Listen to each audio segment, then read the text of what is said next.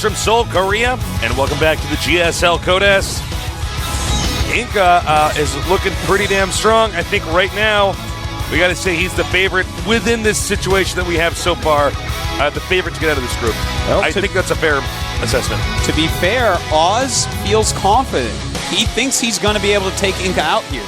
He's really confident in his PvP, and well, he better be, because back in the day, I think InCa had the best PvP for quite some time. Yeah, I think in the world.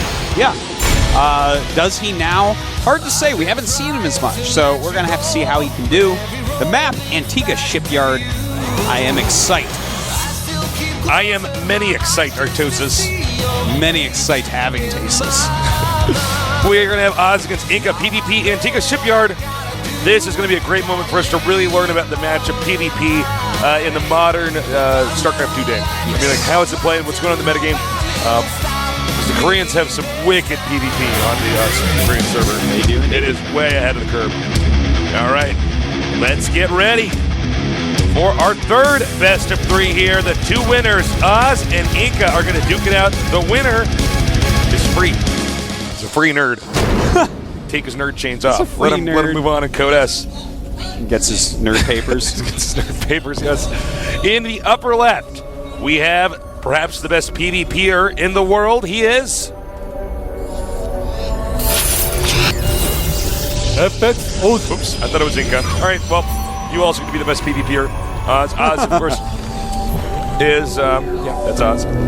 In the bottom right, the other best PvPer in the world, his ID. Gorgeous InCa. InCa. We will see if he's still got legendary PvP. The InCa's deadly. He drinks the tears of the nerds he beats in PvP. Does he? And sometimes he in a goblet, probably. In a sick nerd goblet. I love goblets. It's like the goblet that in Indiana Jones, the Nazi guy drank. It was not the right one. He's like, you have chosen wrongly or poorly or whatever. The guy's like, ah, his face explodes. Yeah. But InCa just drinks it, he's fine. He's like, what? You know, I never got that. I remember when I was a child, I was like, this is so scary. How is Indy going to choose? And then he chooses right. And now I look at it and I'm like, well, the story is that he was really poor. Of course, he's not going to have a gemmed cup. Yeah. And there's like, all of them are gemmed and beautiful. And then like one is like just a cup people would drink out of. So actually, you know, the amazement is gone. That movie scared me when I was a kid, man. Oh, yeah, man. That old guy. All right, yeah. So let's talk PvP. We have some probe harassment going on. The second gas going pretty quick. Now, there are two builds at the top of the PvP food chain right now. Yeah, let's talk about that, please. Blink Observer. You use an Observer and a lot of Blink Stalkers. And you can harass with it. It's safe against everything. It's a great build. And then there are Phoenix builds. And of course, Phoenixes you can hit insanely strong timing attacks with. You can do a lot of harassment with them. They're a great active unit. So those are the two at the top. But, you know, there's builds that can kill them if they aren't executed perfectly. If you can trick them a little bit. And sometimes you can just kill them outright. Occasionally, if you are just like a god of Blink Micro or something like that. So there are all sorts of builds out there that can kind of be used, but of course those two at the top are two that you're going to have to keep in mind. Yeah. So I am like unbelievably stoked to see what builds these two are going to choose. Are they going to choose builds that are just proven to be top end, or are they going to metagame a little bit and do something a little bit different? Yeah, we're going to have to wait and see on that. We do have two gates for Oz, InCa. Was on one, but now is making two more. Yeah, he's going into 3-gate. Now, 3-gate into expansion is a build that we see from time to time. He may do a pressure with it. He does have a probe out on the map still, so I'm guessing that there's a very good chance that he's going to do a 3-gate pressure. Now, will it be into an expansion, or will it be into Blink or Robo? I do not know. Will it be into Phoenixes? No, not really. You don't really want to do it that way. And actually, he's throwing down a Robo. So there you go. There you have it. He's shown us what he's doing. In the meantime, Oz has done the 3-Stalker rush into double Wow. Double Whoa, sentry. double That's sentry. so safe. That's actually very interesting. That's unbelievably safe, and he's actually going to expand off this. That is interesting. Yeah, I don't understand. I feel like the ideas overlap. Like I don't see how getting 2 sentries and then getting expansion. I mean, are you really safe? They can still force your Nexus to cancel.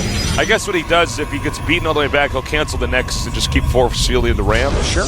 And make more gates. Well, InCa is now showing us that he's going to go Blink Observer. Oz, on the other hand, has thrown up a quick Robo, so he's probably going to go ahead, get out an Observer, but first probably get out Immortals and just make a lot of units as quickly as he can and try to defend. So what this should turn into is InCa doing Blink harassment carefully with his Observer. If you lose that first Observer, oftentimes that'll spiral into a loss, but he's going to try to keep that alive, go around, harass with the Blink Stalkers, and eventually, off of his 4 gates and his constant harassment, go ahead and attack into Oz and hopefully kill him. Oz, on the other hand, going to pump out as many units as he possibly can, as many Immortals as he can, and hopefully defend well enough against InCa. In theory, with perfect play, InCa should be the victor, but Yep. perfect play is pretty darn hard, man. You and I have both been going Blink into the main. Blink harass. It's so good. It's really hard to get the hang of, but once you get the hang of it, yeah, it's very difficult for the other player to deal with. Oh, and now here's an important moment. Oz, not realizing until the last second, getting out of there with his Stalkers. His army already looking pretty fierce. An Observer on the way for Oz. Now, if InCa loses his Observer, let me check. InCa right now with 1 Observer, not making another. If you lose that Observer, the amount of trouble you're in is infinity. you are like in so much. Oh my! Look at this. And InCa does not have Blink yet, so Force Field's doing a good job. Oz going to the middle map.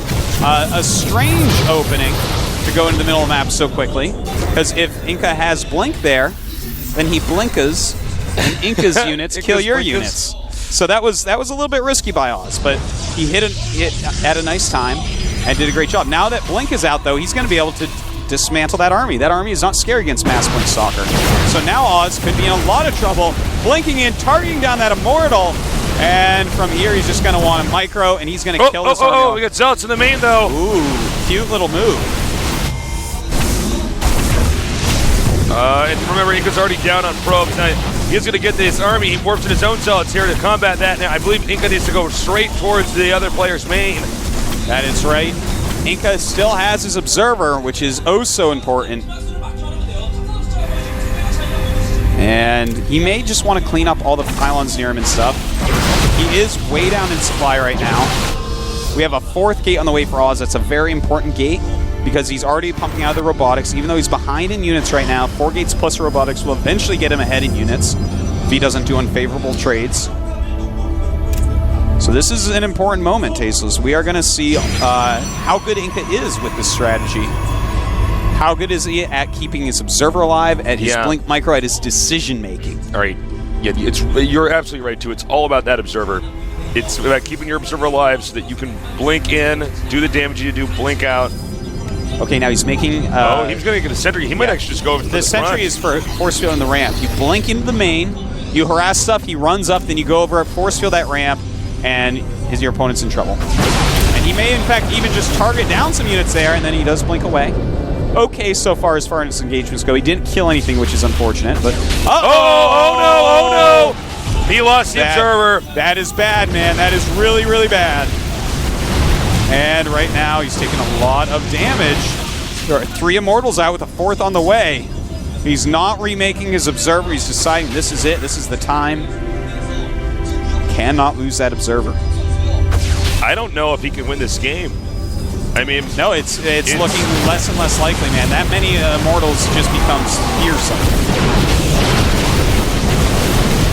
And the Immortals, as all the Zealots are dead for InCa, will start just getting a lot of hits off. Right now, unit count, 13 Stalkers for InCa as well as a Sentry. And then we have 6 Stalkers, 3 Sentries, 4 Immortals, and a Zealot for Oz. So Oz right now has to be feeling pretty good. Pretty darn good. 25 pros at 48. Jeez Louise. right, the problem is these 4 Immortals. they're just They're dealing too much just so damage too Immortals are quickly. so good against Stalkers. If you're ever having a hard time against Stalkers in this matchup, just get an Immortal. Yeah, Immortals are unbelievably good against Stalkers. Oh. And yeah, damn. this is going to be too much. He can't keep reinforcing his units. His probe count was not allowed to fall anymore. Oz looks safe as can be. GG. And wow, that was a very satisfying PvP to watch. It was. Oz got a little bit lucky in that center engagement. The force field's got a few more Blink Stalkers than they should have because Blink was just a hair away from finishing. So a little bit of luck there, but overall his execution was very nice. I love the fact that he worked some Zealots in his opponent's base while his army was down there, because he kind of made InCa try to multitask real hard. He didn't get to dismantle the army as hard as he could have. And then picking off that Observer was basically the final straw that broke InCa's back. Really great play by Oz. Yeah, really impressive. InCa was playing okay, but once he had that engagement in the middle of the map and lost that Observer, I mean, you're pretty much done from there. So we're going to go on to game number 2, and it looks like that'll be on Crossfire. Crossfire it is. Ooh, this map, Blink Observer is not so good on. No. This is a Robo map, Yes. which means that it also could be a Phoenix map. If you're playing a map that is a Robo map, then suddenly Phoenixes become Phoenix a is little bit counter better. the, Colossus. You can pick up those units. Hurt him. Pick up the claws. Pick up the Colossus, right? Now I can hit it with my Phoenix. Yeah. But yeah, I mean, I expect either Robo or Phoenix builds, maybe some sort of crazy 4-gate or something. Yeah, that's absolutely could happen. 4-gates still are builds that keep people honest in this matchup. You'll still see a lot of 4-gates on the ladder, no doubt. But yeah, this is definitely not the best match for Blink Observer. Plain Blink, sure if you want. Blink Observer, not so much, man. Not so many areas that you can blink up.